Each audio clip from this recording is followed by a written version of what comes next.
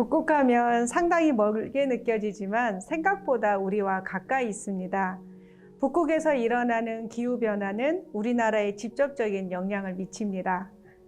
우리는 북극을 어떻게 만나야 하는지 부원장님과 말씀 나눠보겠습니다. 부원장님은 부산에서 매년 지금 북극협력주간 창설을 주도하시는 걸로 알고 있습니다.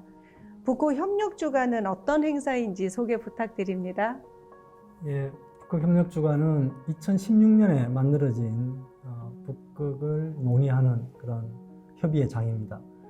사실은 뭐 제 개인적으로 생긴 독자적인 아이디어는 아니고요.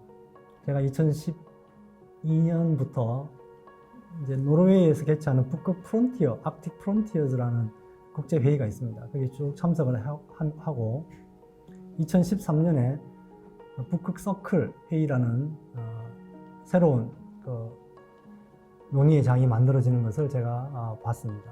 봤는데 하나는 노르웨이에서 개최되고 하나는 아이슬란드에서 개최됩니다.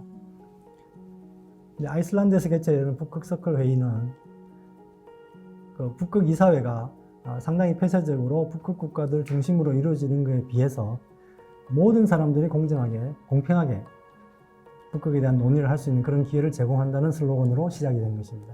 거기서 제가 한 2013년 창설되는 해에 제가 첫 번째 발표, 한국에서 첫 번째 발표를 했습니다. 그런데 하여튼 그 경험을 이렇게 하면서 여기도 우리가 자유롭게 이렇게 참관을 할 수 있지만 우리가 스스로 아젠다를 만들기는 힘들다. 그들이 차려놓은 밥상에 저희들이 같이 밥은 먹을 수 있지만 우리가 먹고 싶은 밥이 아닌 거예요. 우리는 손님 중에서 작은 손님인데 우리가 그걸 시스템을 바꿔달라고 이야기하기는 좀 어렵다고 저는 생각을 했습니다. 안 될 것 같았어요. 근데 그럼 우리가 계속 이걸 이렇게 갈 건가 하는 고민을 사실 한 3년 정도 했습니다.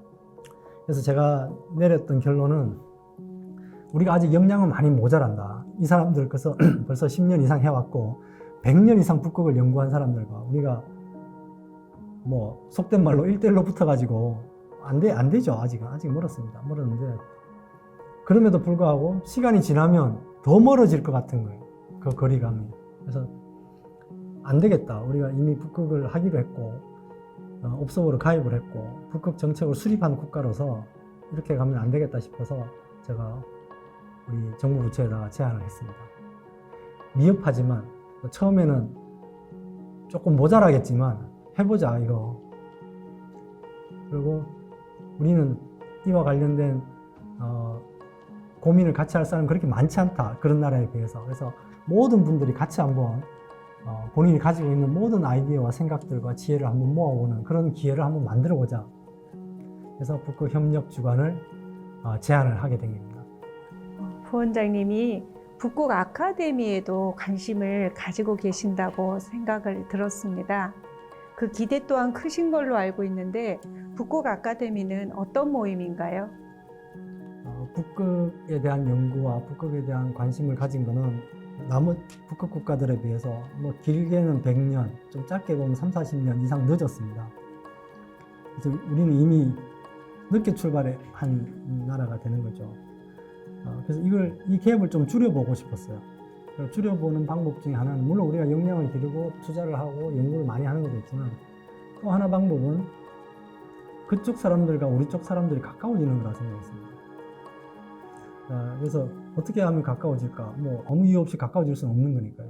그래서 그러면 우리가 북극에 대한 교육을 해야 되니까 이 교육을 통해서 북극 지역 학생들과 우리나라 학생들을 좀 엮어보자 이런 생각을 하게 됐습니다.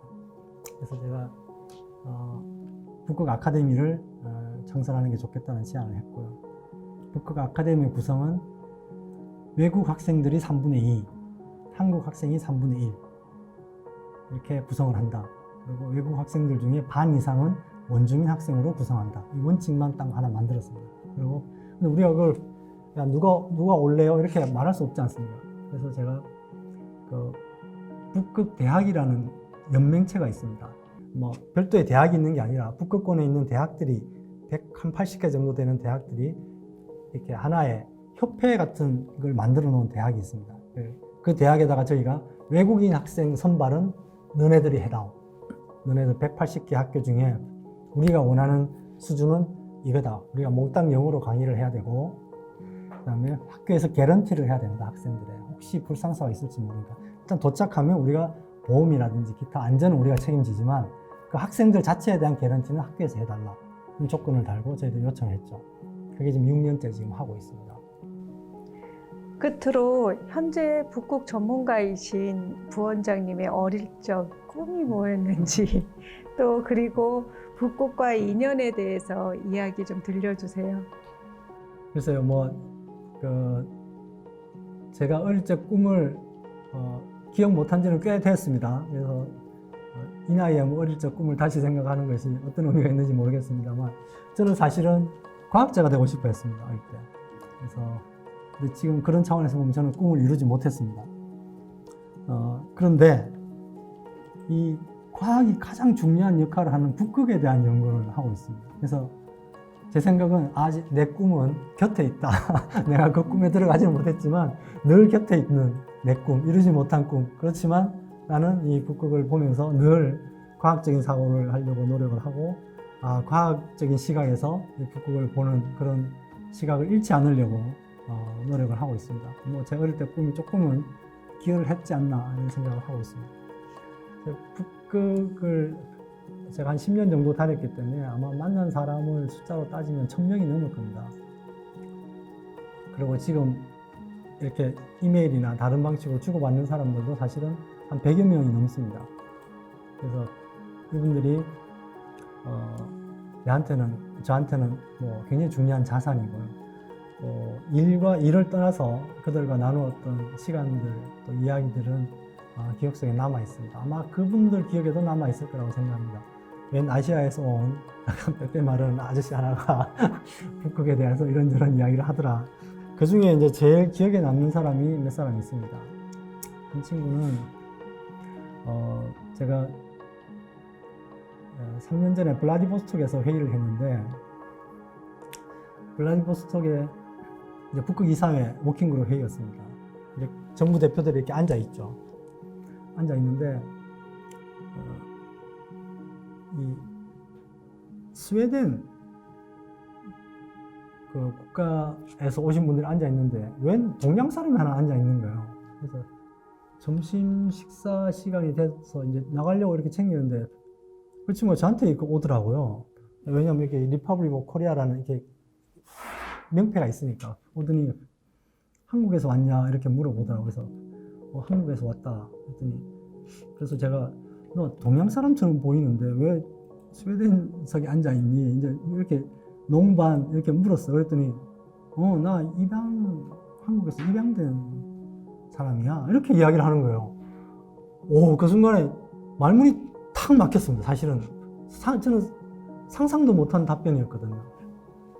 제가 이렇게 쳐다봤어요. 가만히 너무 놀래가지고 엄청 미안했습니다. 사실 마음은 이걸 내가 이 친구의 아픈 곳을 건드렸구나 그런 생각이 확 들면서 내가 이런 질문을 함부로 하는 게 아닌데 너무 미안해서 이렇게 제가 멀뚱멀뚱 쳐다봤어요. 저는 앉아있고 그 친구는 서 있고. 근데 얘도 이제 조금 이 친구도 느꼈나 봐요. 제가 당황하고 있다는 걸. 그래서 제 어깨를 툭툭 치면서 괜찮아 이러면서 가더라고요. 근데 저는 전혀 안 괜찮았습니다. 오후에 점심 먹고 회의를 하는데 안 들어오는 거예요, 이게. 그래서 너무 당황스럽고 너무 미안하고, 그래서 이제 어영부영 회의를 마치고, 그래서 그날 저녁에 이제 밤새도록 고민을 했습니다. 이걸 어떻게 해야 되나. 말을 안 했으면 괜찮은데 괜히 말을 해가지고 너무너무 미안하고, 그 친구도 한국 대표단을 보는 순간 여러 가지 생각이 들었을 거 아닙니까? 어떡하지 하고 이제 밤을 지내고 그 다음날 이제 회의를 하는데, 제가 이제 갔죠. 스웨덴. 아는 친구도 있고 하니까 그새 가서 이제 인사도 하고, 오후에 시간 있냐? 특별한 일 없냐? 했더니 자기 특별한 일 없대요. 그래서 그러면 내가 여기 블라디보스톡에 한식집이 있는데 우리 한국 음식 내가 한번 살 테니까 같이 가자. 그리고 내가 어디 갈 데가 있는데 좀 같이 갔으면 좋겠다. 이렇게 이야기했어요. 자기 특별한 일정 없으니까 좋아 이러면서 따라 나서더라고요. 근처에 있는 한식당에 가서 제가 기억에 육개장인가 먹었어요. 육개장을 먹고 택시를 하나 불러서 제가 간 곳이 있습니다. 그 블라디보스톡에 가면 한인촌이 있었던 흔적이 있는 마을이 있습니다.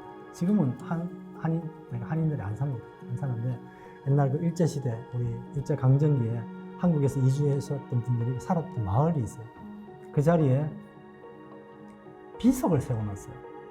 한국인, 그 한인들의 살았던 정글을 남긴다는 비석이 이제 세계 기둥 이렇게 서 있습니다. 그런데 비석에 아무것도 안 적혀 있어요. 그걸 이제 나중에 알고 봤더니 그 백비라고 그러더라고요. 깨끗한 비석이라고. 이제 그 세 개의 이제 비석이 갖는 의미가 이제 한인들을 의미하는 거예요. 한인들의 어떤 의미를 담은 백비가 세 개가 있어요. 그래서 꽃을 하나 사들고 그 친구와 같이 거기 갔습니다. 여기가 옛날에 우리 일제강점기 동안 이런저런 이유로 오셨던 분들에게 살았고 또 쫓겨가서 저 중앙아시아로 넘어갔던 그 사람들이 여기 살았던 흔적이다. 그리고 그때 우리의 역사는 이러이러했고 뭐 제가 뭐 역사학자는 아니기 때문에 아는 범위 내에 설명했더니 가만히 듣더라고요. 듣고 이제 나가려고 그러는데 거기 이제 관리하시는 분이 한 분 계세요. 늘 있지는 않은데 왔다 갔다 하는 것 같습니다. 그래서 그분이 이렇게 방명록을 이렇게 미는 거예요. 쓰고 가라. 그래서 제가 봤어요. 이렇게 뭘 쓰나 했더니 흥미로운 이야기를 들어서 뭐 즐거웠다. 그러면서 마지막 줄을 절대 잊지 않겠습니다. 이렇게 딱 쓰는 거예요. 와, 그 문장을 딱 보는 순간에 약간 주체가 안 돼요. 그래서 가만히 봤죠. 이렇게 아무 말도 못 하겠더라고. 옆도 구경하고 그러고 그냥 저녁을 마쳤습니다. 그 친구 가고 나도 들어오고 이제 한국으로 오고 다음 회의가 이제 스웨덴에서 개최하기로 돼 있었기 때문에 그 다음 회의 때 만났어요. 조금만 선물을 하고 싶었던 거죠. 미안한 마음이 아직 안 가더라고요. 그때도 하고 싶어서 떡국을 사가지고 갔습니다. 컵 라면처럼 생긴 떡국 있죠. 이걸 이제 제가 한 10개 정도를 사갔어요. 저도 먹을 겸, 왜냐면 그게 먹을 게 별로 없어요. 그래서 그걸 해서 가져갔습니다. 그래서 내가 그걸 줬어요. 2개를. 이게 떡국이다. 한국에서 떡국이라는 건데 오늘 먹는 거다 이거. 우리 이 구정 때, 그러니까 우리의 설날이죠. 설날 때 먹는 거다. 그 맛은 비슷해. 이렇게 이야기를 했더니 얘가 그걸 가지고 가서 집에 가서 해 먹은 거예요. 그거를. 그리고 사진을 찍어서 저한테 보냈습니다. 자기가 먹은 걸. 너무너무 맛있다. 뭐 이렇게 답이 왔어요. 그 문장도 사실은 굉장히 감동적이었습니다. 저한테. 그 친구는 너무너무 기억에 남고 아마 내가 평생 잊지 못할 겁니다. 그 친구. 내가 죽을 때까지 이 일을 떠나더라도 그 친구들은 친구로 계속 남아있을 것 같습니다.